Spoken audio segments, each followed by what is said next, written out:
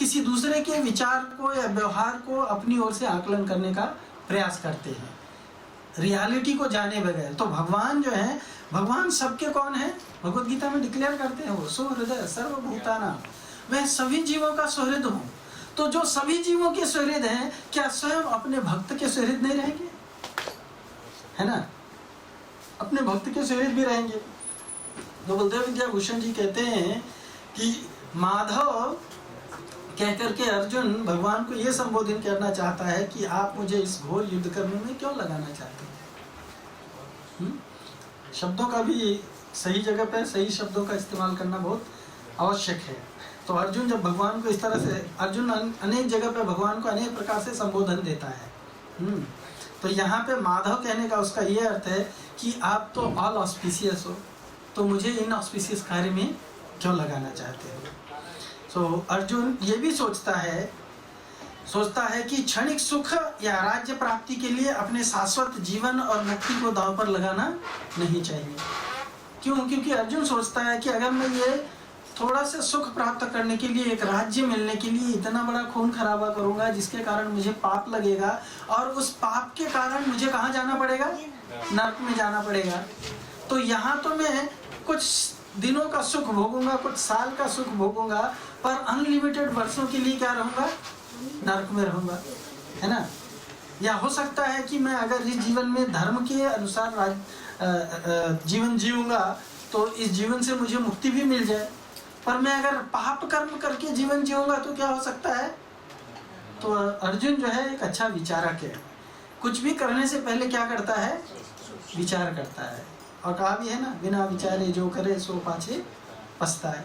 जो विचार करके कार्य नहीं करता है वो क्या करता है? पश्चाताप करता है। वो पश्चाताप उसको करना ही पड़ता है। क्यों? क्योंकि विचार करके कार्य नहीं कर रहा है। तो अर्जुन के अंदर अच्छे गुण हैं, अर्जुन भगवान का भक्त है, इसीलिए कोई भी कार्य करने से पहले सोच विचार करता है, उसके प्रोस और कॉन्स को एनालिसिस करता है। हाँ, कि मैं जो कर रहा हूँ उसका मुझे लाभ क्या होगा। अभी कुछ लोग हैं भौतिकता के जीवन को जी रहे हैं, पर वो अगर ये सोचते कि मैं ये भौतिकता के जीवन को जो जी रहा हूँ काम क्रोध लोभ मोह इत्यादि के द्वारा, तो इसका परिणाम अंततः मुझे क्या मिलेगा? भगवान भगवत गीता में आगे जाकर के एक जगह पे कहते हैं ना कि यही संस्पर्शजा भोगा दुख यो न एवते आदि अंतवंत कौन्तेय न तेषु रमते बुधा। बुधा, बुधा माने बुद्धिमान लोग। तो जो व्यक्ति बुद्धिमान होता है वो जिस किसी फल का स्टार्ट है और एंड है, हम जो भी एंडेवर करते हैं उससे कोई परिणाम निकलेगा, फल निकलेगा, तो उस फल का कहीं तो स्टार्ट है और कहीं पे एंड है, वो शाश्वत नहीं है। तो जो इटर्नल नहीं है उस चीज को प्राप्त करने से क्या लाभ, है ना। हम तो इटर्नल है, हम तो इटर्नल है कि नहीं है। और हमने जो कुछ प्राप्त किया है, जैसे मान लो कोई व्यक्ति बड़ी मेहनत करके पीएचडी डिग्री लेता है और पीएचडी डिग्री मिलने के बाद में वो मर जाता है है ना। कितना मेहनत करके पीएचडी कमाया और पीएचडी मरने के बाद में मर गया, तो उसके बाद जो दोबारा जीवन उसको मिलेगा तो क्या उसको पीएचडी सर्टिफिकेट साथ में लेके आएगा? क्या करना पड़ेगा? फिर से उसको स्क्रैच से शुरू करना पड़ेगा, है ना। इसीलिए भगवान बताते हैं ना, यह विक्रम नाशोस्ति प्रत्यवायो न विद्यते स्वल्पम अप्यस्य धर्मस्य त्रायतो महतो भया। तो जो व्यक्ति सोच समझ करके कार्य करता है वो सारे कार्य करने से पहले उसके ऊपर अच्छी तरह से विचार करता है। तो अर्जुन यहाँ विचार कर रहा है कि ठीक है, मैं ये युद्ध किसके लिए कर रहा हूँ, है ना। हम लोग कंक्लूजन करेंगे इसका। अर्जुन अंत में विचार करता है कि मैं ये युद्ध किसके लिए करूँगा? राज्य मिलने के लिए। राज्य मिल गया तो भी मैं सुखी नहीं हूँ, और राज्य नहीं मिला, मैं मर गया तो भी मैं सुखी नहीं हूँ। तो दोनों परिस्थिति में मैं सुखी नहीं हूँ अगर, तो मुझे ये राज्य लेके लाभ क्या है? या युद्ध ना करके मैं जंगल में जा करके अगर कंफ्यूज क्यों हो जाता है आगे चल करके अर्जुन? क्योंकि वो ये भी सोचता है कि राज्य न मिलने के बाद में मान लो मैं हार गया, राज्य नहीं मिला, है ना, तो भीख मांगना पड़ेगा, वो भी क्षत्रिय के लिए खराब है ना। और अगर जी गया तो भुंजी भोगा रुधिर प्रदिग्धान, खून में सना हुआ राज्य मुझे भोगना पड़ेगा। किसके खून में सना हुआ राज्य? मेरे अपने गुरु के, मेरे अपने रिलेटिव्स के, पितामह के खून में सना हुआ राज्य मुझे मिलेगा, तो ये सब खून में सना हुआ राज्य मुझे नहीं चाहिए। इस तरह से वो अपने आप को व्यक्त करना चाहता है। पर कृष्ण मानो कह रहे हैं हाँ कि हे अर्जुन, तुम इनसे युद्ध करना नहीं चाहते हो, पर तुम क्षत्रिय हो और ये तुम्हारे जो रिलेटिव्स हैं ये तुमको ललकार रहे हैं। तो क्षत्रिय का कार्य क्या है? क्षत्रिय का कार्य है कि युद्ध में अगर कोई उसको ललकारता है, हाँ, युद्धे च अपलायनम, अगर कोई ललकारता है तो उसको पलायन नहीं करना चाहिए। और तुम तो पलायन वृत्ति दिखा रहे हो, तुम तो भागने का विचार कर रहे हो, तो ये तुम किस प्रकार के क्षत्रिय हो? भगवान अर्जुन उनसे मानो ये पूछ रहे हैं कि ये तुम्हारे संबंधी तो तुम्हारे बारे में ऐसा नहीं सोचते हैं। इनफैक्ट भगवान कहते भी हैं कि अगर अर्जुन तुम इनको युद्ध करना छोड़ करके यहाँ से चले भी जाओगे तो ये लोग क्या कहेंगे? ये नहीं कहेंगे कि वो लोग तुम्हारे सामर्थ्य के ऊपर क्वेश्चन करेंगे कि लगता है इसके अंदर शक्ति खत्म हो गई, डर गया है। हाँ, निंदन्ति स्तव सामर्थ्यम ततो क्षेमतरम न किम। इससे और तुम्हारी बेइज्जती का कार्य और क्या होगा कि तुम इतने शक्तिशाली हो, इतना कीर्ति स्थापित किया है और तुम्हारे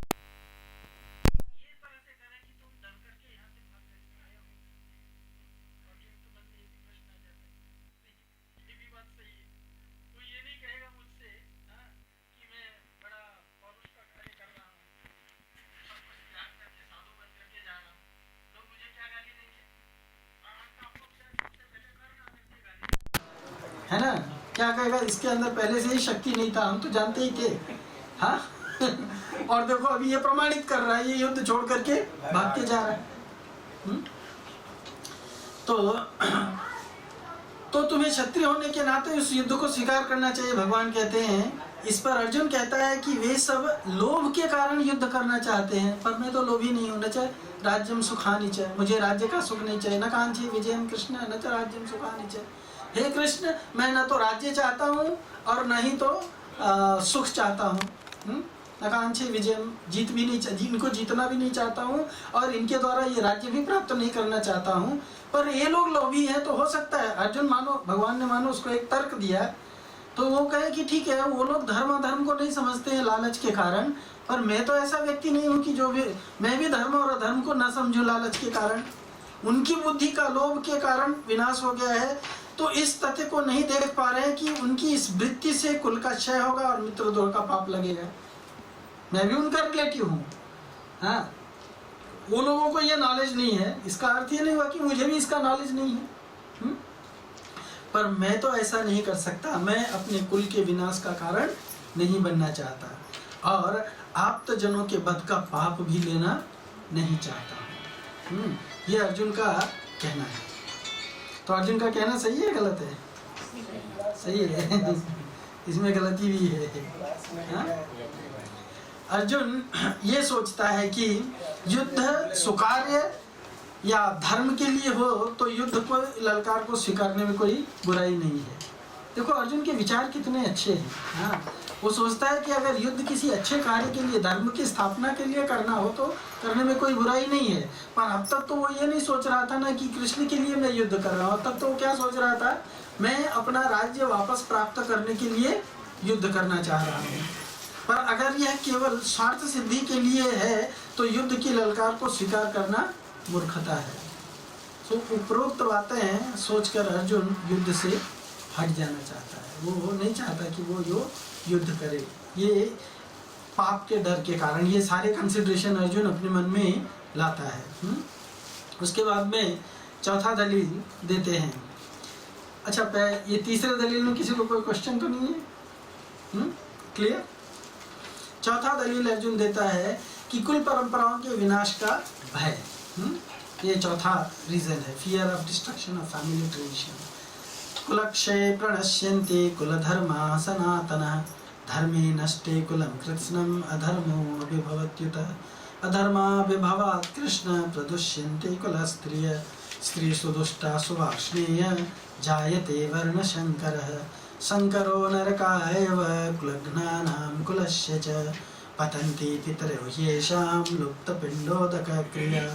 दोषे रहते कुलघ्नानां वर्ण संकर कारक उत्सादन्ते जाति धर्म कुल धर्माश्च शाश्वत उत्सान्न कुल धर्माणां मनुष्याणां जनार्दन नरके नियतं वासो भवतीत्यु अनुशुश्रुमा।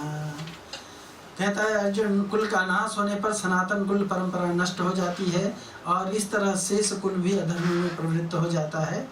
हे कृष्ण, जब कुल में अधर्म प्रमुख हो जाता है तो कुल की स्त्रियां दूषित हो जाती हैं और स्त्रीत्व के पतन से ही वृष्णिवंशी अवांछित संतानें उत्पन्न होती हैं।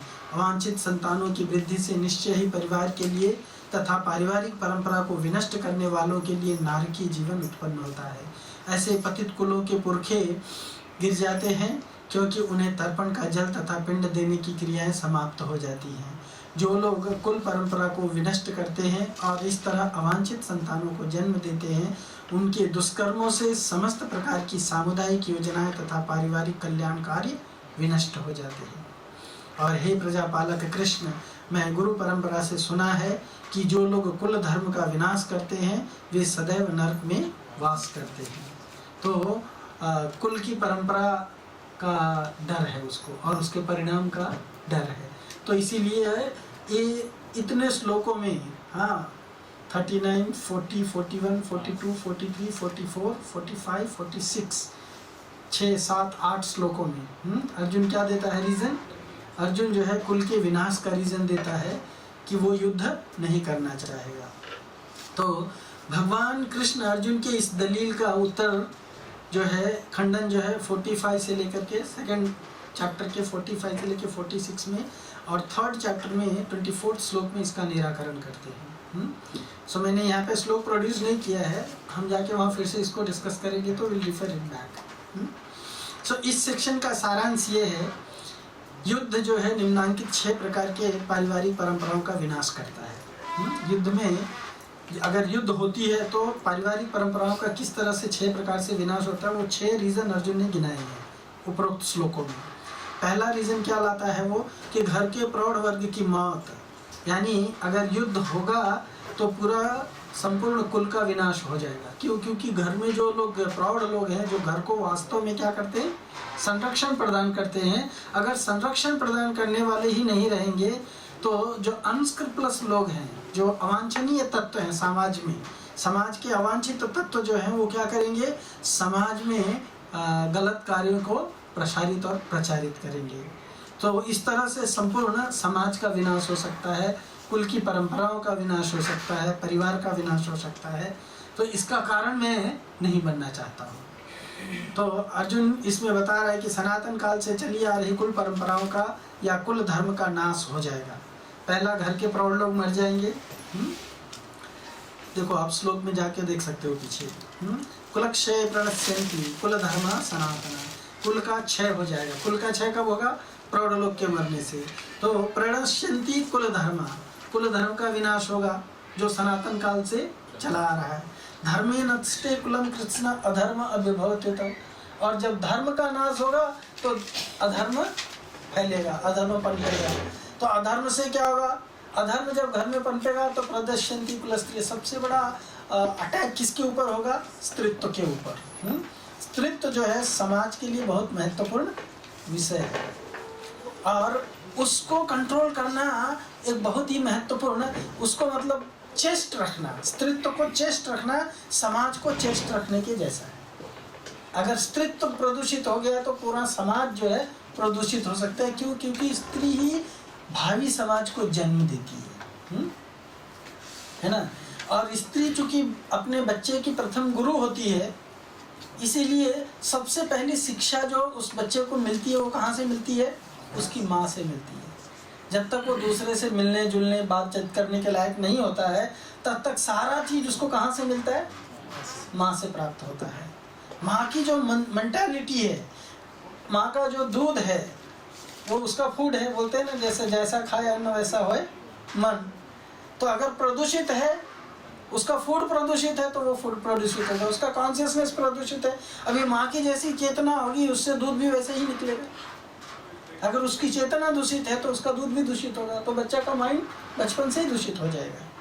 सो इस तरह से बहुत सारे रीज़न देता है। सनातन काल से चली आ रही कुल परंपराओं का या कुल धर्म का नाश हो जाएगा और अधर्म की वृद्धि होगी। कुल परंपराओं के विनाश हो जाने से क्या होगा? कुल परंपराओं का विनाश हो जाने से कुल धर्म समाप्त हो जाता है और बचे हुए सभी लोग अधर्म में लग जाते हैं। क्योंकि धर्म क्या करता है? प्रोटेक्ट करता है। धर्म क्या करता है? प्रोटेक्ट करता है। एक बार युधिष्ठिर महाराज ने को भगवान कृष्ण ने कहा कि धर्म ही धर्म की रक्षा करता है। अगर धर्म का आचरण खत्म हो गया तो ऑटोमेटिकली क्या हो जाएगा?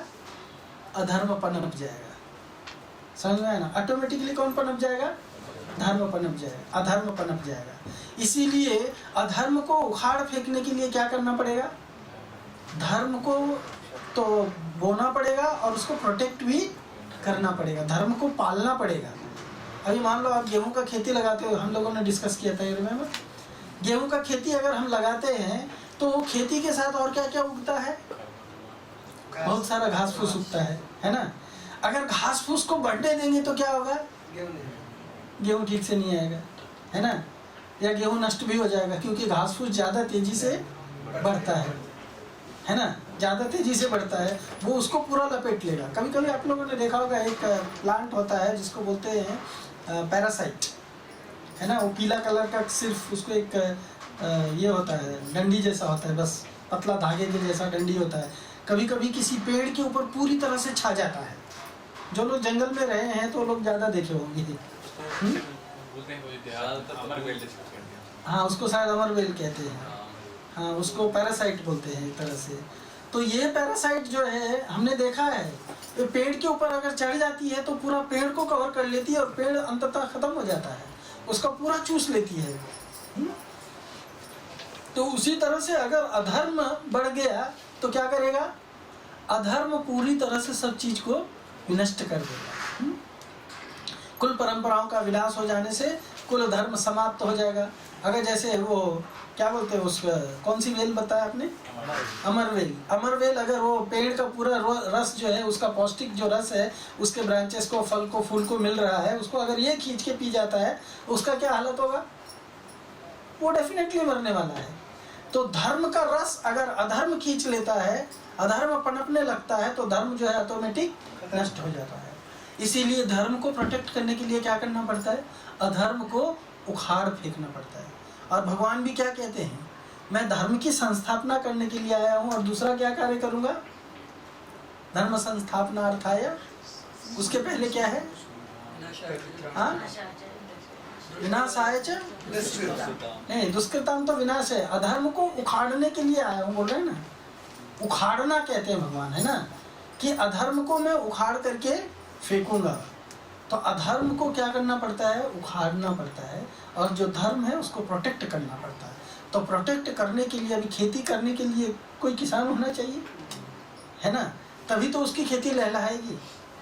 अगर किसान है ही नहीं, कभी खेत पे जाता ही नहीं है, 10 दिन बाद, 15 दिन बाद एक बार कोई दूसरा आदमी जाकर के देखता है, 10 दिन के बाद जाके देखेंगे तो क्या होगा? अगर घर में भी आप ठीक से झाड़ू नहीं लगाओ, साफ सफाई मत करो, तो वहाँ भी कुछ ना कुछ पेड़ पौधे जमा हो जाएंगे। मेरे पास में एक वीडियो क्लिप है, प्लैनेट विदाउट मैन। अमेरिकन लोगों ने एक ऐसी कल्पना बनाई है कि अगर इस पृथ्वी पे आदमी नहीं रहेगा तो क्या होगा। मालूम है आपको? आप लोगों ने कभी कल्पना की है? नहीं की है ना? तो वो लोग कल्पना करते हैं कि मान लीजिए ये पृथ्वी पे से आदमी नहीं रहेगा, अगर एक भी आदमी नहीं है प्लैनेट अर्थ पे, तो क्या होगा? फिर एक दिन में क्या होगा? एक दिन में बताते हैं कि फिर चारों तरफ कचरा फैलेगा, जो क्योंकि कचरा साफ करने वाला कोई रहेगा नहीं। जो कचरा किया है आज दिन में, दोपहर तक, रात को सोने तक जो कचरा किया है, वो सब कचरा एज इट इज पड़ा रहेगा, क्योंकि नेक्स्ट डे कोई है ही नहीं, उठा ही नहीं, है ना? तो 2 दिन के बाद में क्या होगा? कचरा सड़ेगा। और जब कचरा साफ नहीं हुआ है तो कुत्ते आएंगे, चूहे आएंगे, अनेक प्रकार के, और चूहे और कुत्ते क्या करेंगे? कचरा को उठा के यहाँ से वहाँ, वहाँ से वहाँ, चारों तरफ फैला देंगे। और उसके बाद में वो जब कचरा सड़ेगा, फ्रिज में रखा हुआ फूड जब सड़ेगा तो क्या होगा? है ना? यहाँ तक कि बिजली जो चल रही है, बिजली चल कैसे रही है? जनरेटर चल रहा है।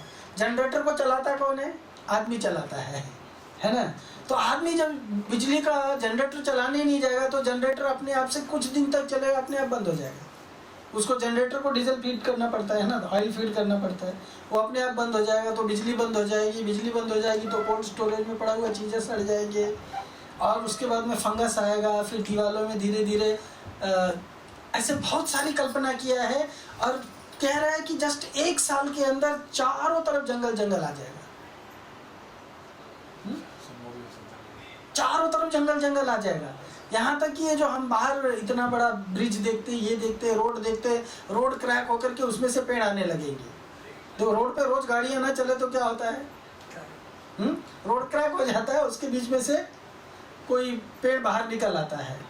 तो इस तरह से चारों तरफ फैल जाएगा। तो वो ही कह रहे हैं कि अगर धर्म की रक्षा नहीं की गई तो क्या होगा, अधर्म फैल जाएगा। और जब अधर्म फैल जाएगा तब क्या होता है, सबसे पहला अटैक, स्त्रियां दूषित हो जाएंगी। स्त्रियां दूषित हो जाएंगी। जब समाज में अधर्म का बोलबाला होता है तब परिवार की स्त्रियां, जिनको कुल स्त्रियां कहा गया है, वो दूषित हो जाती हैं।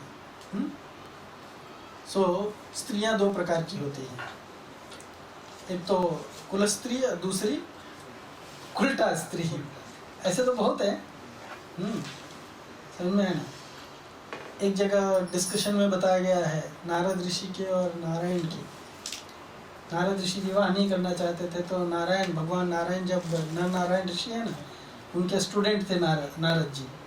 तो जब उनका डिग्री हो गया, पढ़ाई हो गई, जब जाने लगे तो नारायण ने कहा कि अपने पिता के पास जाओ, वो चाहते कि तुम विवाह करो तो जाकर के विवाह करो। तो बोले नहीं, मुझे ब्रह्मचारी बनना है, मैं विवाह नहीं करना चाहता। तो उन्होंने कहा कि नहीं, जाओ विवाह करो, देखो तुमको ब्रह्मचारी बनना है, कोई बुरी बात नहीं है, लेकिन तुम्हारे पिता की भी बात माननी चाहिए। तो उन्होंने कहा कि अगर तुम शादी करोगे तो ऐसा सबको लगता है कि विवाह किया तो फंस जाएगा। तो भगवान बताते हैं वहाँ की स्त्रियाँ 3 प्रकार की होती हैं, और उस 3 प्रकार की स्त्रियों में जो पहले टाइप की स्त्री होती है, उससे अगर किसी का विवाह हुआ तो वो धर्म के मार्ग में उन्नति करता है। लेकिन अगर ऐसा लाइफ पार्टनर नहीं मिला किसी को, स्त्री ऐसी नहीं मिली उसको, और 2 अन्य कैटेगरी की स्त्रियां मिल गई, तो फिर उसका जीवन सचमुच में नर्क की ओर जाता है, नष्ट हो जाता है। इसमें कोई 2 राय नहीं है। और गीतामित्र प्रभु ने तो बहुत बढ़िया 4-5 पेज का, 2-3 श्लोक के ऊपर वो उन्होंने इसके बारे में पूरा डिटेल में लिखा है अच्छी तरह से। तो ये वो लिखते हैं कुल स्त्री और उल्टा स्त्री। कुल स्त्री किसको कहते हैं, और उसमें नारायण ऋषि जो है उसके लक्षण बताते हैं। वो बताते हैं 3 टाइप की स्त्रियां होती हैं। एक होती है साध्वी स्त्री, दूसरी होती है भोग्या स्त्री, और तीसरी होती है उल्टा स्त्री। और तीनों के लक्षण बताते हैं कि साध्वी स्त्री कौन होती है, भोग्या स्त्री कौन होती है, और उल्टा स्त्री कौन होती है। और लगभग वही लक्षण यहाँ प्रभु जी ने उल्टा स्त्री के बारे में भी लिखा है, पर मैंने यहाँ जानबूझ के नहीं लिखा क्योंकि ये पब्लिकली नहीं बोलना चाहिए, कुछ लोगों को ऑब्जेक्शन हो सकता है। पर जो रियलिटी है, क्योंकि हम लोग स्टडी कर रहे हैं तो इसको जानना जरूरी है, किसी की बुराई नहीं है ये। सो कहते हैं कि कुल स्त्री है उसको कहा जाता है जो अपने कुल की पवित्रता से पवित्रता प्राप्त करती है। This is a very profound statement. कुल स्त्री उसको कहा जाता है जो अपने कुल की पवित्रता से पवित्रता प्राप्त करती है, और फिर अपनी पवित्रता से संपूर्ण कुल को पवित्र बनाती है। You understood this point? हाँ, वैसे वैसा हो गया ना। इसका मीनिंग क्या है, अपने कुल से, जिसका कुल सही है, कुल में उसको प्रॉपर संरक्षण मिला है, तो उससे जो संस्कार मिलता है, वो संस्कार से वो अपने आप को पवित्र रखती है। और जब वो पवित्र है तो वो क्या करती है, वो पूरे क्योंकि स्त्री जो है वो संतति को, वंश को बढ़ाने का कार्य कौन करती है, स्त्री करती है ना। तो स्त्री जो है अगर वो संस्कार युक्त है तो वो जिस संतान को जन्म देती है, जिसका पालन पोषण करती है, वो उसको संस्कार प्रदान करती है। और पूरा इतिहास उठा करके देख लो कि जिनकी माता ने उनको बचपन में अच्छी शिक्षा दी है, वो लोग जीवन में कुछ जगत के लिए कंट्रीब्यूशन किए। जिनकी माताओं ने उनको गलत शिक्षा दिए है या शिक्षा ही नहीं दिए है ना। कुछ माताएं जो है शिक्षा नहीं देती हैं, कुछ माताएं गलत शिक्षा दे देती है ना। तो जिन्होंने शिक्षा नहीं दिया मतलब उन्होंने अपनी जिम्मेदारी नहीं निभाई। वो केवल किसकी तरह से हैं? पशु। पशु की माता भी उसको कम से कम थोड़ी बहुत शिक्षा देती है ना। लेकिन मानवीय स्त्री अगर अपने संतान को शिक्षा नहीं देती है तो वो क्या है? पशु से भी गई गुजरी। क्यों? क्योंकि वो अपनी जिम्मेदारी को ठीक से नहीं निभा रही। तो इसीलिए यहाँ पे बहुत प्रोफाउंड स्टेटमेंट कहा गया है कि अपने कुल की पवित्रता से वो स्वयं पवित्रता प्राप्त करती है और अपनी पवित्रता से वो संपूर्ण कुल को पवित्रता प्रदान करती है। आजकल की स्त्रियां अनफॉर्चुनेटली उनके सौभाग्य में ही नहीं है कि उनको इस तरह से कुल प्राप्त हो। क्यों? क्योंकि पूरे समाज में स्त्रियों का संरक्षण ही नहीं है। स्त्रियां एक तो खुद सड़क पे आना चाहती हैं और दूसरे जो क्या कहते हैं अनस्क्रपलस लोग हैं जो स्त्रियों का गैर तरीके से भोग करना चाहते हैं, वो चाहते हैं कि वो सड़क पे आए। इसलिए वो लोग उनके उस दुर्बुद्धिपूर्ण कार्य को क्या कहते हैं उसको समर्थन देते हैं। समर्थन देके चाहते हैं कि वो बाहर लेके आए, उनको बाहर लाएंगे तो फिर वो उनका मिसयूज कर सकते हैं। दूसरा, कुल स्त्री अपने माता पिता और गुरुजनों से स्त्री धर्म की शिक्षा प्राप्त किए रहती है। जैसे पुरुष का एक कल कोई माता जी मुझसे प्रश्न कर रही थी, हाँ, कि स्त्री जो है या पुरुष जो है, तो पुरुष जैसे साष्टांग प्रणाम करता है तो क्या स्त्री साष्टांग प्रणाम नहीं कर सकती है? क्या जवाब देंगे आप? अगर आपको कोई पूछे कि जिस तरह से पुरुष साष्टांग प्रणाम करता है, स्त्री साष्टांग प्रणाम कर सकती है कि नहीं कर सकती है? नहीं कर सकती। क्यों? नहीं, बुक में लिखा है नहीं। क्यों नहीं कर सकती, ये बताइए। करने में बुराई क्या है?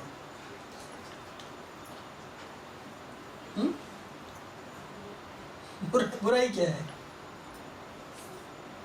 जैसे प्रभुपाद को अभी बता रहे थे ना बलदेव प्रभु, प्रभुपाद को एक जर्नलिस्ट ने पूछा कि मैंने सुना है इंडियन साधु लोग जो है वो समुद्र क्रॉस करके बाहर नहीं आते हैं। तो प्रभुपाद ने क्या बोला?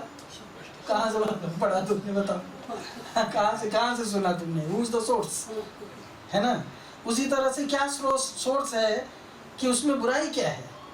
बुराई ये है कि उसका जो शारीरिक रचना है, हाँ, उसके लिए उसको प्रोटेक्शन की आवश्यकता है, तो उसको एक पर्टिकुलर पोज में रहना पड़ेगा। हर पोज में नहीं खड़ा रह सकते हैं या हर पोज में वो अपना कार्य नहीं कर सकते, उनको अपने अंगों को प्रोटेक्ट करना पड़ता है। तो इसीलिए उनके लिए वो वर्जित है। तो कहा गया कि ठीक है, तुम साष्टांग नहीं तो कम से कम पंचांग दंडवत करो, तुम्हारे लिए ठीक है। समझ में आया ना? अगर कोई साष्टांग दंडवत कर भी लेती है तो वो कोई अपराध नहीं कर देती है, ये प्रश्न है। सो उसी तरह से ये सारे शिक्षा जो है, स्त्री धर्म जो होता है, पुरुष धर्म जो होता है, वो एक प्रकार का धर्म मतलब उसका आचरण क्या होना चाहिए, है ना।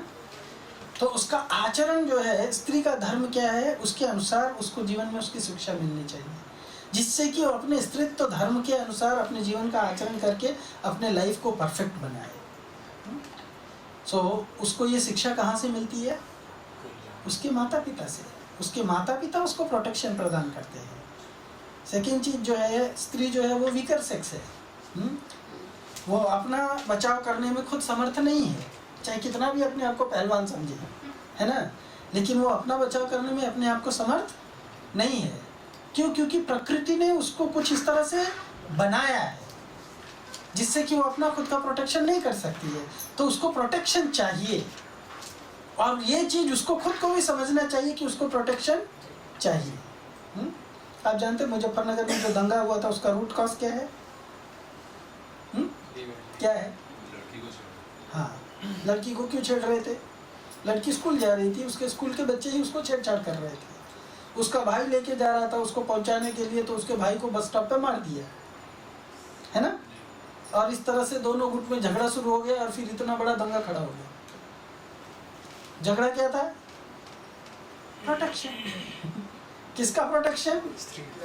हाँ। महाभारत किसके कारण हुआ? क्या हुआ? द्रौपदी के लज्जा को प्रोटेक्ट नहीं किया गया, है ना। तो उसका परिणाम क्या निकला? द्रौपदी की लज्जा को जब सरेआम लूटा जाने लगा तो फिर उसको जो प्रोटेक्ट करने वाले उस समय अपने आप को जो असमर्थ समझते थे, उन्होंने प्रतिज्ञा कर लिया कि जो व्यक्ति उसको अपनी जगह पे बिठाने के लिए बात कर रहा है मैं उसकी जगह तोड़ दूंगा, जिस हाथ से उसको घसीट करके लाया गया उसका हाथ काट डालूंगा। और फाइनली वही हुआ, है ना। तो प्रोटेक्शन बहुत जरूरी है। और समाज में स्त्री जो है वो समाज का फाउंडेशन है। इसीलिए अर्जुन एक जिम्मेदार व्यक्ति होने के नाते ये प्रश्न खड़ा कर रहा है। ऐसा नहीं कि अर्जुन को खाली कुछ ऐसे ही डिस्कशन करना है कृष्ण से तो वो कुछ भी उठा करके बातें कर रहा है। अपनी संतान की प्रथम गुरु होने के कारण स्त्री ही उसे ऐसी शिक्षा प्रदान करती है जिससे वह अपने कुल के यश की रक्षा करता है और उसकी उन्नति करता है। मैंने आप लोग को एक बार एक स्टोरी बताया था कुछ लोगों को कि एक लड़का जो है वो चोरी करने के कारण या कुछ तो गड़बड़ी करने के कारण उसको क्या हुआ, जेल में गया, वो पकड़ा गया और उसको फांसी की सज़ा होती है। अंत में वो पूछता है कि तुमको अपनी अंतिम कोई इच्छा है? उसने कहा कि मुझे अपनी माँ से मिलना है। और जब बुलाया जाता है उसके माँ को कि सोच करके कि शायद बेटा मर रहा है, माँ से मिलना चाहता है, माँ मिलने आती है, माँ के चरण छूता है और चरण छूने के बाद में जोर से उसका कान काट लेता है। वो चिल्लाती है जोर से, लोग सोचते हैं अरे कान क्यों काटा?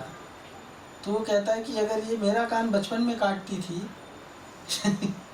तो मैं ये आज फांसी पे नहीं लटकता था। उसने ना तो अपने टीचर को बुलाया कॉलेज के, ना तो स्कूल के, हाँ, ना तो अपने मित्रों को बुलाया, किसी को नहीं बुलाया। किसको बुलाया? इवन वो अपराधी समझता है कि मेरे जीवन में सबसे महत्वपूर्ण गुरु कौन था? माँ थी, और मुझे उसने ऐसी शिक्षा नहीं दी। क्यों नहीं दी? दोष किसका है? उसको खुद को शिक्षा नहीं है, खुद को शिक्षा नहीं है, खुद को प्रोटेक्शन नहीं है। सो ये अर्जुन ये बता रहा है, इस तरह से कुल स्त्रियां जो है वो दूषित हो जाती हैं। चाणक्य पंडित कहते हैं कि स्त्रियों को सुरक्षा कवच की आवश्यकता होती है। स्त्रियों को सुरक्षा कवच की आवश्यकता होती है क्योंकि सुरक्षा, जब क्षत्रिय लड़ने के लिए जाता है तो उसको भी एक कवच लगा रहता है ना, उसी तरह से स्त्रियों को भी क्या चाहिए? सुरक्षा का कवच चाहिए। हाँ, बहुत ज़्यादा डिटेल में भी बताना नहीं चाहिए, आप लोग समझदार हैं। स्त्रियों को विशेष सुरक्षा की आवश्यकता क्यों है? क्योंकि वे, पहला प्रश्न डिटेल, पहला डिटेल है कम बुद्धि की होती है। अभी आप लोगों को ऑब्जेक्शन होगा कि स्त्रियों को कम बुद्धि का क्यों कहा जा रहा है? वो आजकल स्त्रियां अपने आप कम बुद्धि समझती नहीं। हाँ, लेकिन शास्त्र कहता है कि उनका इंटेलिजेंस कम होता है। आप लोग एग्री है? क्यों है भाई?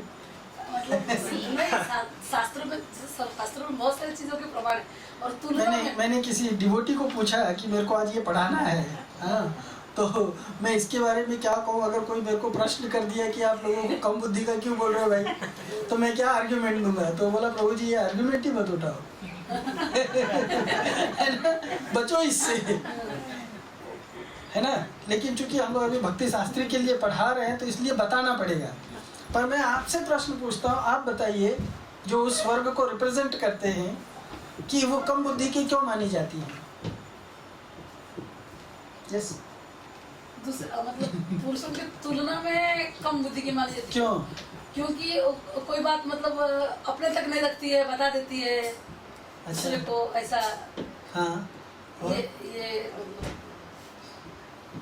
यस, कोई प्रभु जी बताएंगे? वो लोग जो देखते हैं उसी को सत्य मानते हैं, उसके तो पीछे क्या उसमें गलती क्या है? तो नहीं। सब बात है। यस प्रभु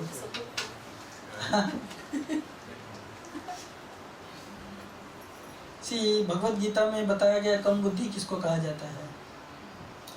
यस बताइए, आप बताइए, भगवत गीता में कम बुद्धिमान किसको कहा गया? यस, भगवत गीता तो पढ़े होंगे आप लोग थोड़ा बहुत, यहाँ तो कुछ रिपीटर लोग भी बैठे हुए हैं। यस, स्त्री शूद्र क्यों कहा जाता है? कम बुद्धिमान किसको कहा गया है? ऐसा नहीं कि डायरेक्ट स्त्री को ये कहा गया, कम बुद्धिमान किसको कहा गया, मेरा ये प्रश्न है।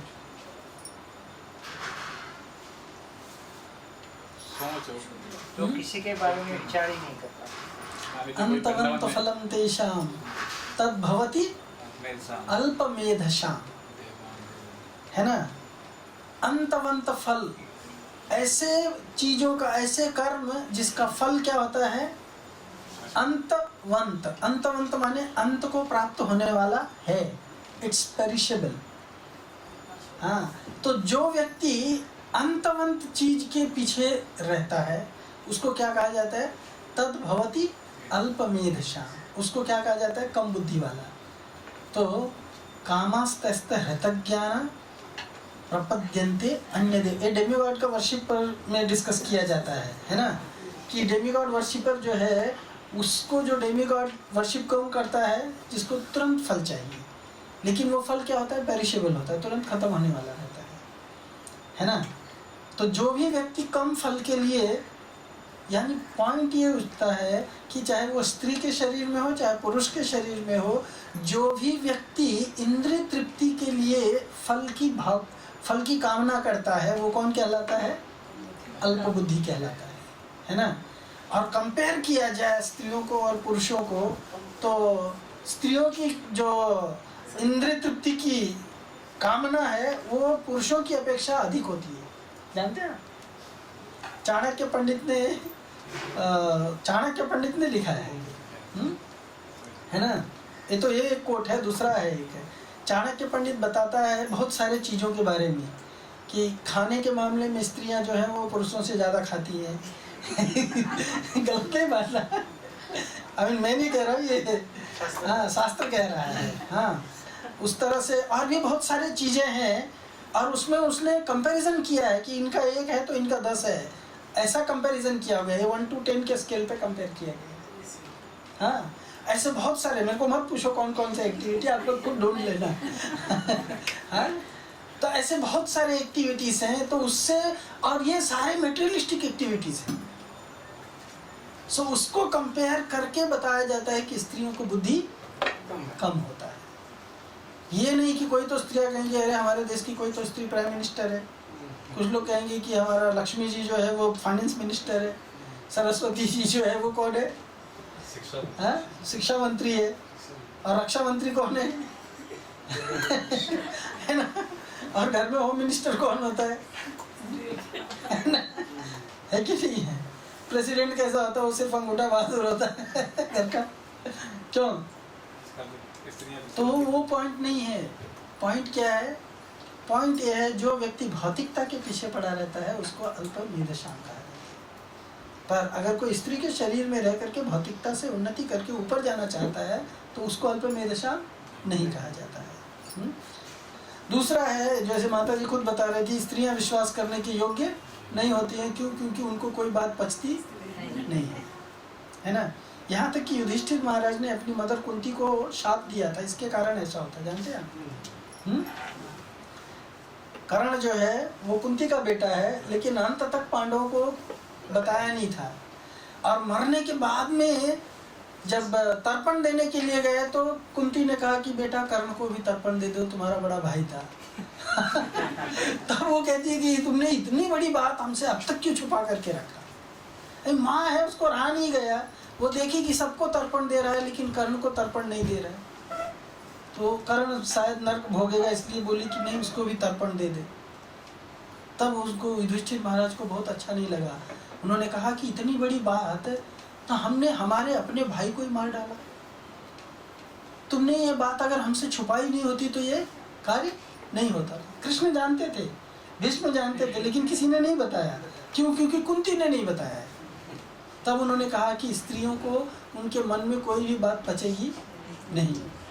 इसीलिए चाणक्य पंडित भी कहता है कि अगर कोई बात गुप्त रखनी हो तो उसको कभी भी स्त्रियों के सामने नहीं कहना चाहिए।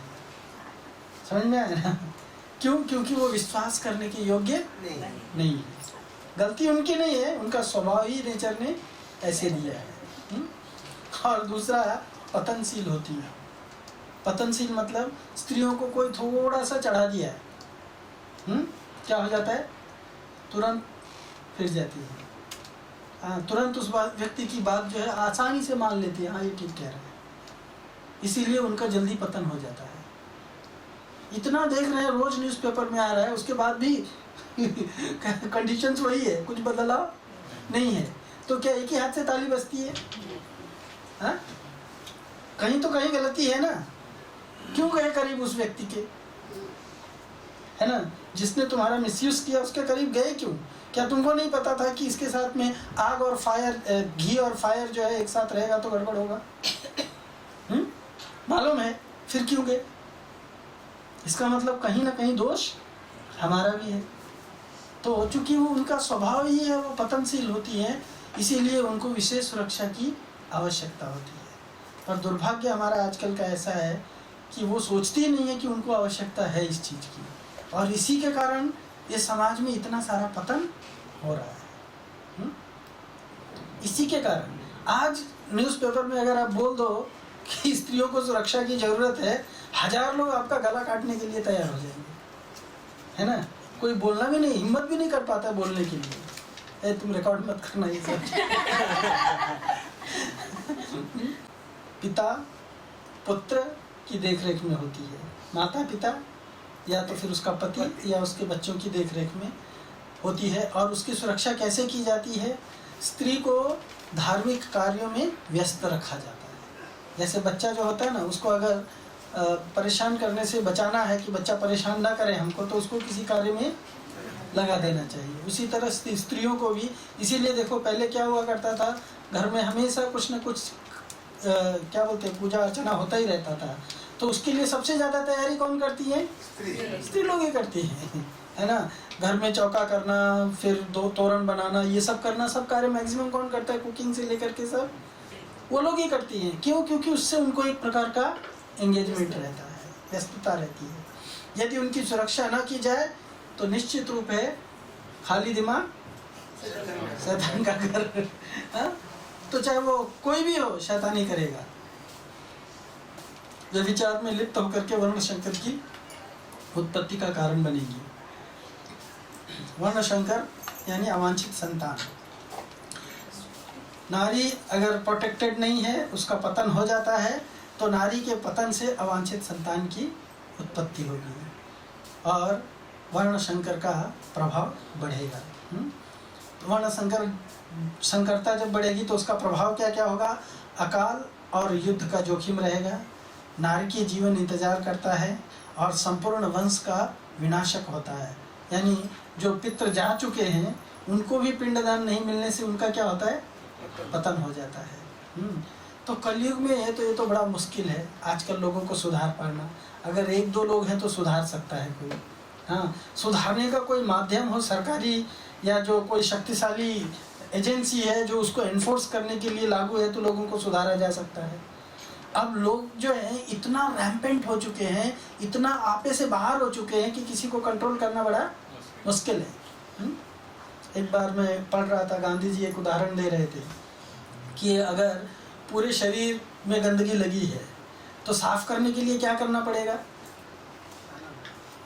साफ करने के लिए नहीं, नहाना नहीं, एक एक अंग अगर अपने ऊपर की गंदगी निकाल दे तो क्या हो जाता है? थोड़े ही समय में पूरा का पूरा शरीर साफ हो जाएगा। लेकिन अगर एक अंग कहे कि मैं अपनी गंदगी नहीं निकालूंगा लेकिन वो गंदा दिख रहा है, यानी मैं अपनी गंदगी दूर नहीं करूंगा पर दूसरों से कहूंगा कि तुम गंदा, तुम साफ हो जाओ, और मैं अपना सफाई नहीं करूंगा। यू रिमेम्बर वन स्टोरी, एक बार एक राजा को कुछ यज्ञ करना था तो उसने पूरे राज्य में ढिढोरा पिटवा दिया कि कल यज्ञ करना है, और सब लोग, ये यहाँ पे एक टैंक रखा जाता है, मुंह अंधेरे सब लोग एक एक लोटा दूध ला करके इस टैंक में डाल देना, वो दूध की आवश्यकता है यज्ञ करने के लिए। सुबह उठ के देखा तो पूरा टैंक जो है पानी से भरा था। क्यों? सब लोगों ने सोचा कि बाकी के लोग तो उसमें दूध डाल ही रहे हैं, मैं एक लोटा पानी डाल दूंगा तो क्या होगा? तो क्या हुआ? फाइनली पानी से भरा है। क्यों? क्योंकि किसी ने दूध नहीं डाला, है ना? किसी ने दूध ला करके नहीं डाला। तो उसी तरह से हम सोचते हैं कि दूसरा सुधर जाए, मैं खुद नहीं सुधरना चाहता हूँ। सो ये एक वर्ण संकर का प्रभाव है। संपूर्ण वंश का विनाश होगा, जिससे हमारा इवन पितृ जो है उनको भी पिंडदान नहीं मिलने से उनका भी पतन हो जाएगा। इसके विपरीत क्या होता है? जो भगवान का भक्त बन गया है, देवर्षि भूता नृणाम पितृणाम न किंकरो नायम ऋणी च राजन। भगवान प्रभुपाद जी तात्पर्य में बताते हैं ये कि जो व्यक्ति भगवान का शरण स्वीकार कर लिया है, समस्त कर्तव्यों को त्याग करके मुक्ति के दाता मुकुंद के चरण कमलों की शरण ग्रहण करता है और इस पथ पर गंभीरता पूर्वक चलता है, इस पथ पर मतलब भक्ति के मार्ग पे, वह देवताओं, मुनियों, सामान्य जीवों, स्वजनों, मनुष्यों या पितरों के प्रति अपने कर्तव्य या ऋण से पूरी तरह से मुक्त हो जाता है। तो कलयुग में चूंकि कली समुद्र है, किस चीज़ का? दोषों का समुद्र है। हाँ, और व्यक्ति अपने आप को केवल बचा सकता है। जैसे कहा गया है ना, अगर बहुत घनघोर बारिश हो रही है तो बारिश में आप पूरा दुनिया को बचा सकते हैं, पूरा बॉम्बे को बचा सकते हैं, पूरा बिल्डिंग को भीगने से बचा सकते हैं? नहीं, केवल रेनकोट या छाता लेके आप अपने आप को बचा सकते हो, है ना? तो क्या रेनकोट है, क्या छाता है? हाँ, भक्ति का मार्ग, भक्ति का अवलंबन। हरि नाम ले लो। कली दोष निधे राजन, एक ही छाता अस्ति अस्ति एक महान गुण कीर्तना देव कृष्णस्य। केवल भगवान का कीर्तन करने मात्र से हम बच सकते हैं। हम चाहें तो उससे हम अपने परिवार को बचा लेंगे, इसको बचा लेंगे, उसको बचा लेंगे, किसी को नहीं बचा सकते हैं। हम केवल अपने आप को बचा सकते हैं कलयुग में। इसीलिए कहा भी गया है कलयुग में कि अपने कर्म का फल अपने को ही भुगतना पड़ेगा, हमारे कर्म का फल दूसरा कोई नहीं भुगतेगा। क्यों? क्योंकि अगर ये सिस्टम रख दिया जाता कि हमारे कर्मों का फल कोई दूसरा भुगतेगा तो सब लोग केवल कर्म ही भुगतते रहते। अभी भी कर्म ही भुगत रहे हैं, लेकिन दूसरे का गलत कर्म दूसरा भी भुगतना पड़ता है। पर कलयुग में ये नहीं बताया गया है। और दूसरा कलयुग में कंसेशन दिया गया है, माइंड का जो कर्म है उसका फल भी भगवान ने वाइप आउट कर दिया है। क्यों? लोग शरीर से ही, वाणी से ही इतना ज़्यादा दुष्कर्म कर रहे हैं, अगर मन को भी काउंट कर लिया जाए तो फिर उसके मुक्ति का उपाय ही खत्म हो गया। इसलिए भगवान ने माइंड के कर्म को छोड़ दिया। क्यों? क्योंकि माइंड पर नियंत्रण कर पाना कलयुग में कठिन है। एक ही उपाय है, भगवान के चरण कमलों का आश्रय लेना। और जब व्यक्ति स्वयं आश्रय ले लेता है, उसके इर्द गिर्द जो रहते हैं उनको आश्रय लेने के लिए कह देता है, यही एक सबसे बड़ा संस्कार है। और देखो, ये प्रमाण भी है कि जो व्यक्ति, भले कलयुग में लोगों का ड्रेस खराब हो गया है, उनका बोलना चालना, उठना बैठना, खाना पीना सब कुछ बर्बाद हो चुका है, लेकिन जो अगर भक्ति के मार्ग में आ गया है, अगर उसका सब बर्बाद हो गया तो भी सुधर जाता है, और नहीं अगर सुधरा हुआ ही है और भक्ति के मार्ग में है तो जीवन भर सुधरा ही रहेगा, केवल भक्ति में आ जाने के कारण। ये तो आप लोग भी देख रहे होंगे, है ना? नशा छूट गया, चाय पीना छूट गया, ये सब चीज़ें जो है केवल हरि नाम करने मात्र से छूटा। उसके लिए आपने कौन सा कैंपेन किया था, कहाँ जाके ट्रेनिंग लिया, कुछ किया? केवल क्या किया? हरि नाम किया। हरि नाम करने से सब कुछ मुक्त हो जाता है। तो इसीलिए कलयुग में एक ही प्रोटेक्शन है, उसी से हम अपना भी सुरक्षा दे सकते हैं, उसी से स्त्री को सुरक्षा दे सकते हैं, उसी से बच्चों को सुरक्षा दे सकते हैं, उसी से बूढ़ों को सुरक्षा दे सकते हैं, उसी से सबका प्रोटेक्शन है। तो ये समझना चाहिए। अन्यथा कलयुग में चाहे कोई कितना भी उपाय कर ले, सुरक्षा पाना बड़ा मुश्किल है। पांचवा रीज़न देता है, कुल परंपरा के विनाशक और उनका संपूर्ण परिवार नरकगामी होते। अगर स्त्रियां घर में उल्टा हो जाती हैं या वर्ण शंकर की उत्पत्ति करती हैं तो फिर एक तो जो पितृ हैं वो तो भटकते ही हैं, हम लोग भी क्या होते हैं, जो अभी जी रहे हैं, मरने के बाद वो कहाँ जाते हैं, वो भी भटकते रहते हैं। You know that story of this, क्या नाम था उसका, धुंधुकारी, उसकी माँ का नाम था धुंधुली, है ना? गोकर्ण ने उसको बचाया। तो धुंधुकारी की माँ जो थी वो बदमाश थी, इसलिए धुंधुकारी क्या बना, बदमाश बना। राइट? धुंधुकारी की माँ बदमाश थी, इसीलिए वो भी बदमाश पैदा हुआ, है ना? और उसका सौतेला भाई गोकर्ण था, जिसके लिए वो फल दिया गया था, उसने गाय को खिला दिया और गाय से गोकर्ण पैदा हुआ। तो गाय अच्छी होती है, हाँ, तो गोकर्ण भी अच्छा पैदा हुआ, है ना? और वो धुंधुली की बदमाशी के कारण उसका बेटा धुंधुकारी अंत में जीवन का क्या फल पाता है, पिशाच बन जाता है। हाँ? उसको मुक्ति कौन देता है, गोकर्ण। कैसे देता है मुक्ति, कृष्ण की शरण में लाकर। उसको मुक्ति कैसे दिलाता है? कृष्ण की शरण में ला करके, कृष्ण की कथा सुना करके उसको, है ना। तो उपाय क्या है? अगर कृष्ण की भक्ति कोई नहीं करेगा तो कलयुग में सभी लोगों का डेस्टिनेशन क्या है? मैक्सिमम गाड़ियाँ उधर ही जा रही है ना, जहाँ के लिए हमने रिजर्वेशन करवाया है। हमारा रिजर्वेशन किसके लिए है? कौन सी एक्सप्रेस है? गोलोक एक्सप्रेस। गोलोक एक्सप्रेस। आपने अच्छा गाड़ी में रिजर्वेशन पा लिया, राजधानी। और छठवां पॉइंट है इसका कि संपूर्ण संस्कृति विनाश हो जाता है, उन्नति और समृद्धि की सारी परियोजनाएं नष्ट हो जाती हैं। सो स्त्रियों के या कुल परंपराओं का विनाश होने से ये सारे कष्ट भोगने पड़ते हैं, ये सारे चीज़ों को भोगना पड़ता है। इसीलिए अर्जुन उसके लिए क्या कर रहा है? अप्रीहेंशन कर रहा है। अर्जुन चाहता है कि ऐसा न हो। और पांचवा रीज़न जो है वो बताते हैं कि अनिश्चय का रीज़न है, यानी इनडिसीजन। अर्जुन इतना सब रीजंस बताने के बाद में भी उसके समझ में नहीं आता है कि मैं जो सोच रहा हूँ, जो कर रहा हूँ, वो ठीक है या गलत है। तो इसीलिए वो कंफ्यूज हो जाता है और इनडिसीजन के इसमें आ जाता है। इनफैक्ट भगवान उसको और थोड़ा कंफ्यूज कर देते हैं। क्या बोल करके? 2 पॉइंट इसमें जा कर के भगवान अर्जुन से उसके हालत को देख करके कहते हैं, कुतस्त्वाकस्मलम इदम विषमे समुपस्थिताम अनार्यजुष्टम अस्वर्गम्यम अकीर्तिकारकम अर्जुन। अर्जुन इतना बढ़िया बढ़िया धर्मशास्त्र के नाम से, हाँ, धर्मशास्त्र से कोट करके और इतने सारे अच्छे अच्छे रीजंस बताता है, जो कोई एक बार की सुनेगा तो उसको लगेगा कि अर्जुन बड़ी अच्छी बातें कर रहा है। और भगवान क्या कह रहे हैं? कुतस्त्वाकस्मलम। अरे अर्जुन, तुम्हारे दिमाग में ये गोबर कहाँ से भर गया? क्या कहते हैं? मल। मल माने कचरा, है ना। अर्जुन के दिमाग को भगवान क्या बता रहे हैं? कचरे का डब्बा, है ना। और उसमें क्या कह रहे हैं? कुतस्त्वाकस्मलम इदम विषमे समुपस्थिताम।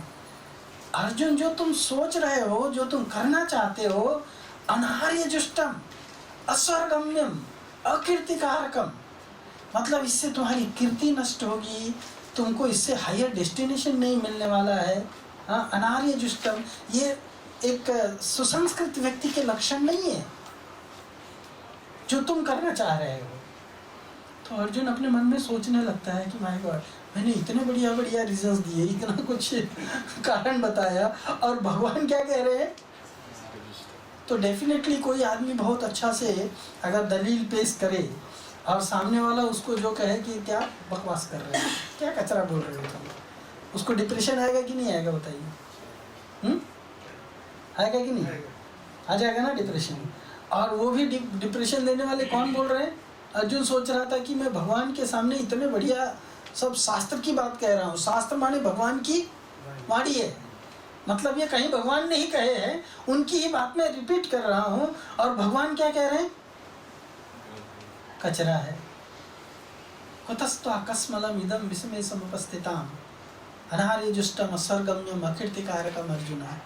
कहाँ से आ गया तुम्हारे अंदर ये कचरा पट्टी? हाँ, तुम्हारे जैसे व्यक्ति को ये शोभा नहीं देता। भगवान कहते हैं किस तरह से बातें करना, तो किसको नहीं लगेगा कि बाप रे। हाँ, और फिर भगवान कहते हैं कि तुम्हारा हृदय जो है वो शुद्ध है, दुर्बल हो गया है। क्लब्यम माम स्मगम पार्थ नैव तत्वोपपद्यते शुद्रम हृदय दौर्बल्यम त्यक्तोत्तिष्ठ परंतप। ये छोड़ करके अर्जुन, तुमको जो कर्तव्य तुम्हारा करना है वो कर्तव्य करो। ये कचर पट्टी तुम्हारे दिमाग में जो आ गई है, इसको निकालो। तो डेफिनेटली अर्जुन कंफ्यूज होने का चांस है। अर्जुन क्या कोई भी महारथ ही रहेगा, वो भी कंफ्यूज हो जाएगा भगवान क्या कह रहे हैं। और भगवान कह रहे हैं कि ये सब छोड़ो और लड़ाई करो। और उसके बाद में फिर अर्जुन एक और कारण देता है। वो सोचता है कि अभी मैं रामबाण कारण दूंगा। देखो इसका भगवान क्या उत्तर देते हैं। तो अर्जुन भगवान को संबोधित क्या करता है? मधुसूदन, मधु को मारने वाले, मधु का मधु राक्षस का वध करने वाले मधुसूदन। कथम भीष्मम हम संख्ये द्रोणम च मधुसूदन। अरे आपका नाम मधुसूदन है और आप कह रहे हो मुझे, आपका नाम वसुदेव सूदन नहीं है ना, उग्रसेन सूदन नहीं है, आपका नाम क्या है? मधुसूदन है। मधु राक्षस था, आपका दुश्मन था, तब आपने उसको मारा है ना। ये जिनसे आप मुझे लड़ने के लिए कह रहे हो, मेरे पितामह, मेरे ये सब लोग जो मेरे सामने मुझसे युद्ध करने के लिए खड़े हैं, आप ही ने बोला देखो पश्येता महाबाहो समवेतान कुरु नीति। यहाँ पे अपने कौरवों को देखो, मैं भी तो कौरव हूँ, और ये भीष्म है, ये द्रोण है, ये बता रहे हो तुम मातुला ससुरा श्याला संबंधी नस्तता, ये आप ही मेरे को बता रहे हो देखो ये तुम्हारे सारे संबंधी यहाँ पे खड़े हैं, और फिर आप चाह रहे हो कि मैं उनसे लड़ाई करूँ।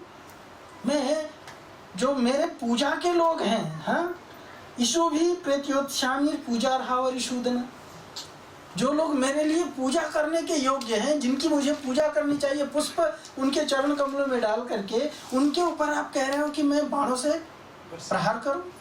बाणों से उनकी पूजा कैसे कर सकता हूं मैं? क्या आप अपने रिलेटिव्स को बाणों से पूजा किए हैं?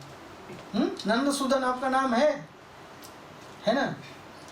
आपने वृंदावन में भी बहुत सारे राक्षसों को मारा है ना। क्यों? क्योंकि वो राक्षस आपको मारने की भावना लेकर के आए थे मात्र। पूतना आई आपको दूध पिलाने के लिए, आपने उसको मार डाला है ना। क्यों? क्योंकि उसकी भावना गलत थी। नंद बाबा ने तो कभी आपको थप्पड़ मारा होगा, यशोदा माँ ने तो एक बार डंडा लेके मारने आई थी आपको, तो क्या आपको यशोदा सूदन कहा जाता है? नंद सूदन कहा जाता है? नहीं। तो आप कैसे चाहते हो कि मैं अपने रिलेटिव्स को, जिनकी गोद में मैं खेल के बड़ा हुआ हूँ, उनको मारूं? उसको लगा ये बहुत पावरफुल रीजन होगा, भगवान एटलीस्ट इस पे तो मान जाएंगे मेरी बात, है ना। अर्जुन को लगा, इसलिए उसने बहुत करारा रीजन दिया, लेकिन भगवान ने क्या किया? उसको भी काट दिया। हाँ, वो भगवान क्या, वो फिर से कहने लगा। ये सब कहने के बाद में भगवान से कहता है कि ऐसे महापुरुषों को जो मेरे गुरु हैं, उन्हें मारकर जीने की अपेक्षा इस संसार में भीख मांग करके खाना मेरे लिए अच्छा है। भले ही वे सांसारिक लाभ के इच्छुक हों, किंतु मैं तो गुरुजन ही, यदि उनका वध होता है तो हमारे द्वारा भोग्य वस्तु उनके रक्त में सनी होगी। मैं ये चीज़ नहीं चाहता हूँ। हम यह भी नहीं जानते कि हमारे लिए क्या श्रेष्ठ है, उनको जीतना या उनके द्वारा जीते जाना। यदि हम धृतराष्ट्र के पुत्रों का वध कर देते हैं तो हमें जीवित रहने की आवश्यकता नहीं है, फिर भी वे युद्ध भूमि में हमारे समक्ष खड़े हैं। अभी मेरी समझ में नहीं आ रहा है कि मैं क्या करूं। ये कह करके अर्जुन जो है कंफ्यूजन व्यक्त करता है। तब मेरी समझ में नहीं आ रहा है कि यावे न हत्वा न जीजी विषामस तेव स्थिता प्रमुखे धास्तराष्ट्रा न चैत विद्म कतरन्नो गरियो यद्वा जयम यद्वा नो जयु। मैं उनके द्वारा जीता जाऊं या उनको जीतूं, ये दोनों में कौन सा चीज़ ठीक है मेरे लिए, मेरी समझ में नहीं आता है। इस तरह से अर्जुन जो है भ्रम में पड़ जाता है, और भ्रम में पड़ के 7वें श्लोक में वो डिक्लेयर भी कर देता है, कार्पण्य दोषो अपहृत स्वभाव। मेरा इस कृपणता के कारण मेरी समझ में नहीं आ रहा है कि मैं वास्तव में क्या करूं। मैं दोष से ग्रसित हो चुका हूं। कौन सा दोष? कृपणता का दोष आ गया है, इसलिए मेरी समझ में नहीं आ रहा है, मैं भ्रमित हो गया हूं, क्या करूं। और अर्जुन के भ्रम के 2 कारण हैं। क्या कारण है? वो सोचता है कि यदि ये युद्ध करूंगा या नहीं करूंगा, ये 2 ही चीज होगा, है ना। तो यदि मैं युद्ध करता हूं तो क्या होगा? हो सकता है युद्ध जीत जाऊं, फिर भी नहीं सुखी होऊंगा। क्यों? भुंजीय भोगान रुधिर प्रदिग्धाम। युद्ध जीत करके भी अगर मैं कुछ करना चाहता हूं तो मैं वही चीज भोग करूंगा जो मैं चाहूंगा नहीं। और युद्ध जीत कर राज्य लक्ष्मी भी प्राप्त कर लेता है, फिर भी सुखी नहीं होगा, क्योंकि वह राज्य लक्ष्मी उसके संबंधियों के खून से सनी होगी। यही भुंजीय भोगान रुधिर प्रदिग्धाम। और वो दूसरा सोचता है कि यदि वह युद्ध नहीं करेगा तब क्या होगा? केवल भीख मांगना ही उसकी नियति बन जाएगी, उसकी जीविका का कारण होगी। जीविका चलाने के लिए उसको क्या करना पड़ेगा? भक्ष्यम लोके अपीह लोके, जीवन में जाकर के भिक्षा मांगना पड़ेगा। पर क्षत्रिय होकर के भिक्षा मांगना, लाला बाबू का स्टोरी सुना है आप लोगों ने? प्रभुपाद जी कहते हैं, है ना, लाला बाबू एक जमींदार थे बंगाल के, है ना। एक बार वो एक बावड़ी पे एक प्रॉपर्टी खरीदने गए थे किसी से, और उनका एक कंपटीटर भी था कोई। तो लाला बाबू मतलब ऐसे ही एक दिन गए थे खरीदने के लिए प्रॉपर्टी पर, अचानक वो बावड़ी पे गए किसी पानी पीने के लिए। तो वहाँ पे एक छोटी सी बालिका, उसने देखा कि उसके जो माता पिता पानी भर रहे थे, माता और सहेलियाँ पानी भर रही थी। तो वो एक ही शब्द उसके मुख से क्या बोलने के लिए निकाली पता नहीं, पर उसने बोला तड़ातड़ी करो, जल्दी जल्दी करो, टाइम हो गया है।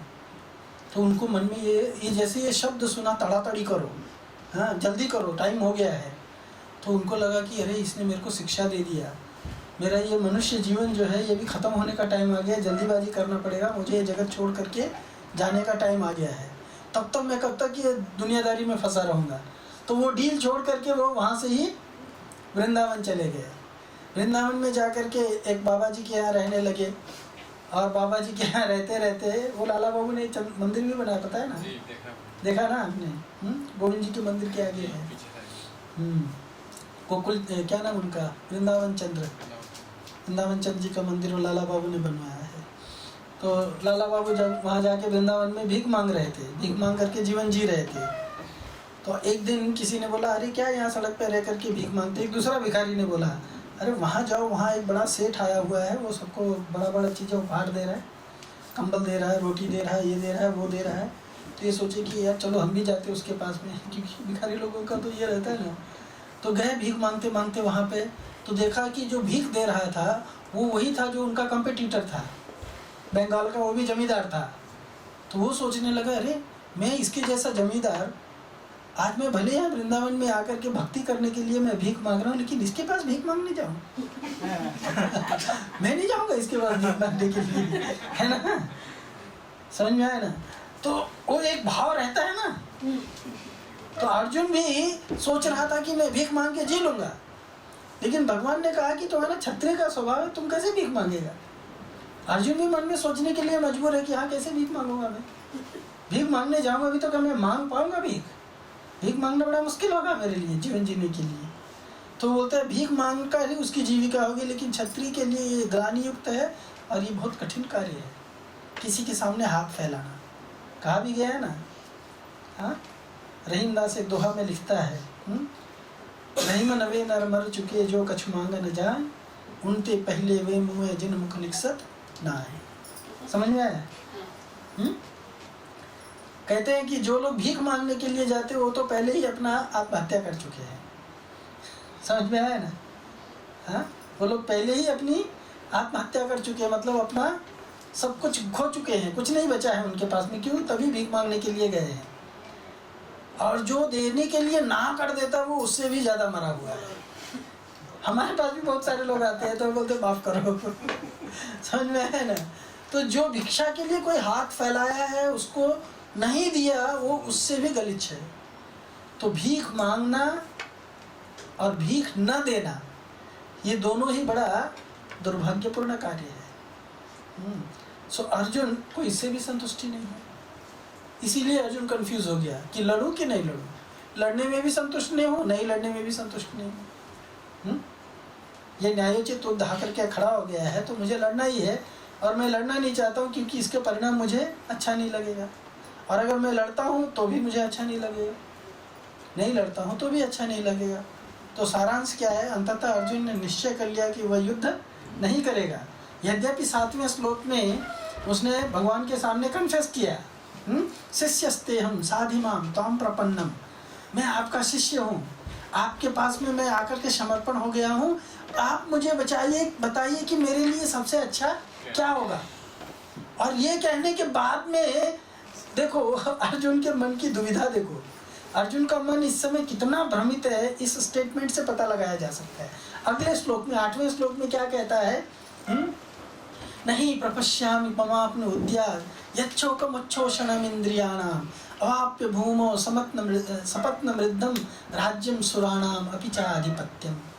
वो कहता है कि प्रभु मेरी को जो ये आशंका हो रही है, जिसके कारण मतलब ये जो शोक उत्पन्न हो रहा है ये स्थिति में, ये किसी भी प्रकार से खत्म होने वाला नहीं है। इसीलिए मैं आपकी शरण में आया हूँ कि ये मेरा शोक आप खत्म करो। हाँ, ये शौक मेरा है, चाहे मुझे ये पृथ्वी का निष्कंटक साम्राज्य मिल जाए या तो पूरा त्रैलोक्य का स्वर्गलोक का राज्य भी मिल जाए, तो भी मेरा ये दुख जो है कम होने वाला नहीं है। तो संजय कहते हैं कि अर्जुन ये सोच करके और फिर भगवान के सामने ये कहने देता अपना, एवं उक्त्वा ऋषिकेशो गुडाकेशः परन्तप न योत्स्यामि कि गोविंद उक्त्वा तुष्णीभूः।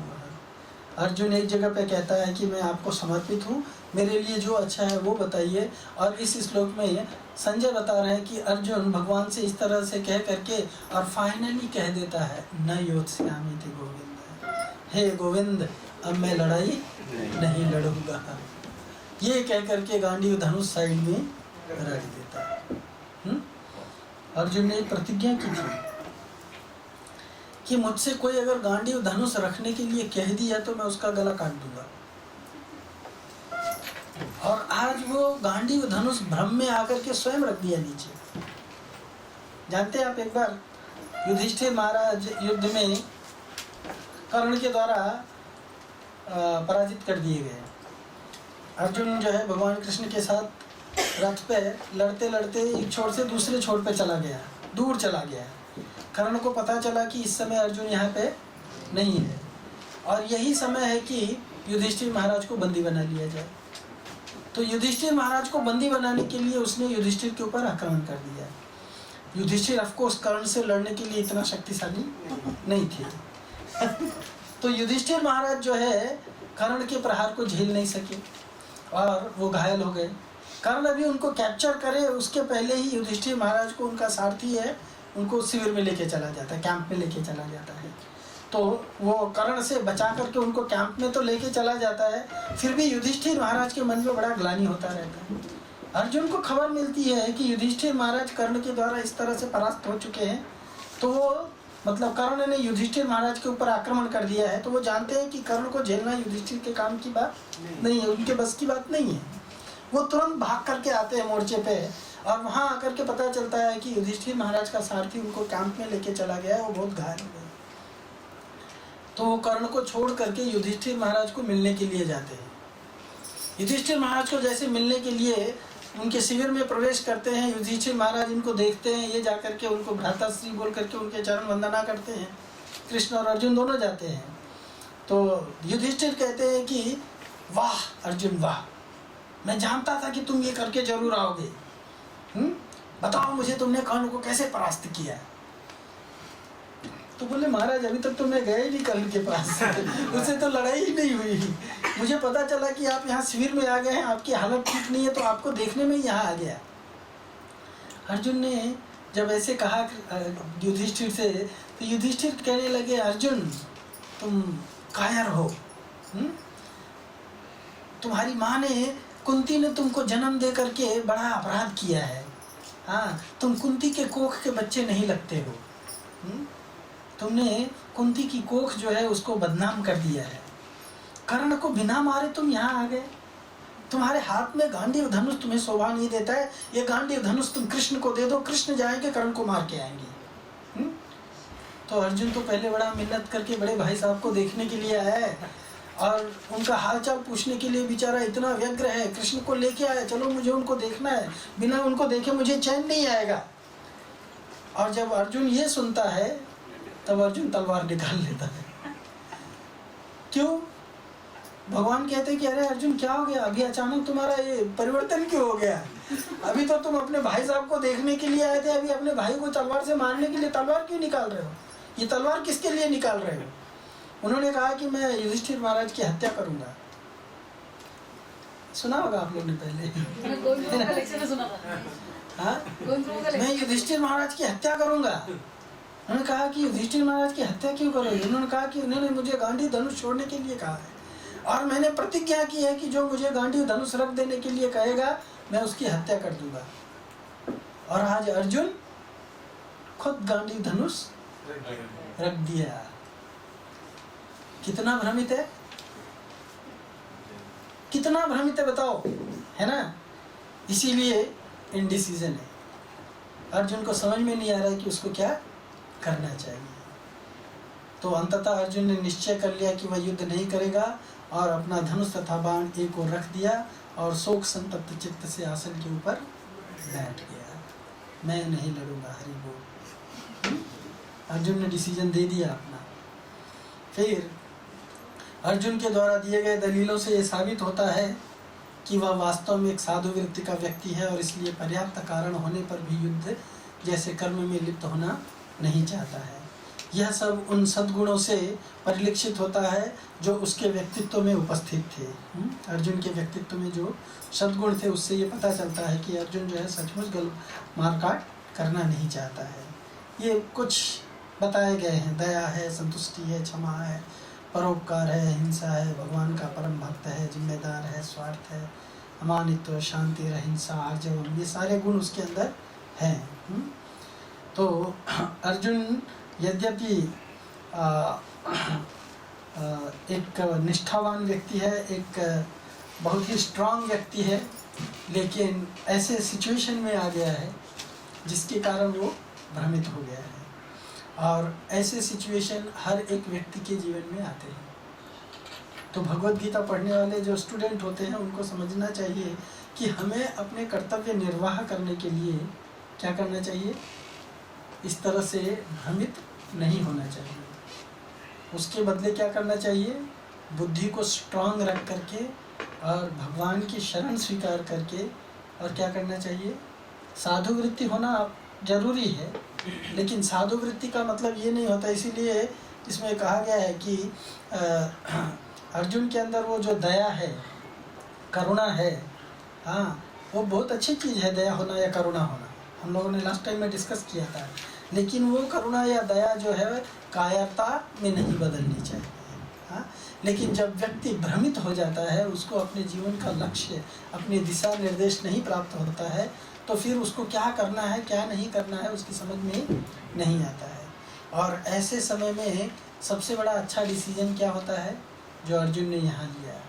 अर्जुन ने भगवान के सामने डिक्लेयर कर दिया, शिष्यस्ते हम साधिमाम ताम प्रपन्नम, मैं आपका शिष्य हूँ और आपके पास में मैं शिक्षा के लिए आया हूँ, आप जो चाहोगे मैं वो करूँगा। यद्यपि अर्जुन मन में भ्रमित होने के कारण और क्या कहते हैं भावुक होने के कारण, हाँ, आदमी भावुकता में कुछ भी कह देता है, इसका मतलब ही डजंट मीन दैट। समझ में आया? कभी कभी क्या होता है, आदमी भावुकता में कुछ भी कह देता है। हाँ, कोई अगर अपने प्रेयसी से कहे कि मैं तुम्हारे लिए चांद सितारे तोड़ के लेके आ जाऊँगा, तो क्या वो सचमुच ला के दे सकता है क्या? लेकिन क्या देता है ना, क्या देता है वो। तो इसी तरह से अर्जुन भावुकता में बह करके कह दिया कि मैं नहीं लड़ूंगा, इसका मतलब ये नहीं कि अर्जुन लड़ेगा नहीं। ये अज्ञान जो है उसको मोमेंटरी है, पर जब भगवान उसको ज्ञान देंगे तो गीता सुनने के बाद में अर्जुन का परिवर्तन हो जाता है। गीता सुनाने वाला कौन है? भगवान है। भगवान को अर्जुन ने किस रूप में प्राप्त किया?